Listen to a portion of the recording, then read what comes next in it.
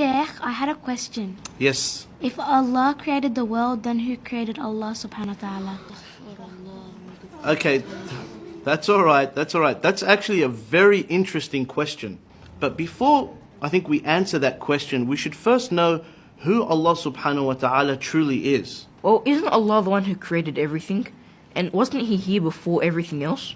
That's right, Bilal. Allah is al-awwal, the first. That means there was nothing before Him. Allah subhanahu wa ta'ala is, was, and will always exist.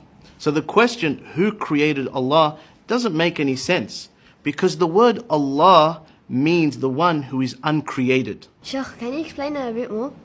Okay, Muhammad, can you come to the front, please?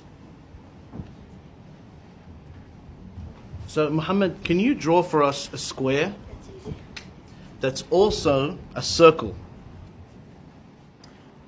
That doesn't make any sense. It's either a square or a circle. That's exactly right. Thank you, Muhammad. You can go to your seat now. So, asking the question, who created Allah, is like asking somebody to draw you a squared circle. It just doesn't make any sense. I get it now, Sheikh. There's a problem with the question. That's exactly right. The question doesn't make any sense. But that's not all. If we say Allah subhanahu wa ta'ala was created, then we would have to ask, who created Him?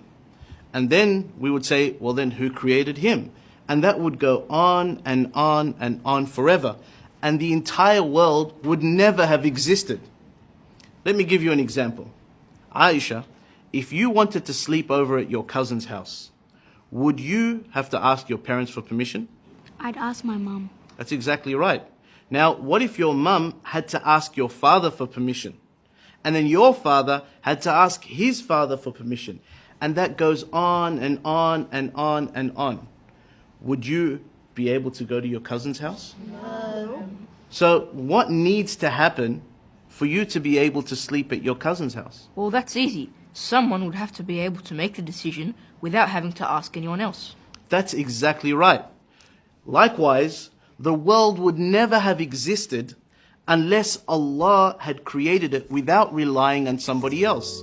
For if He had to rely on somebody else, this world would never have existed.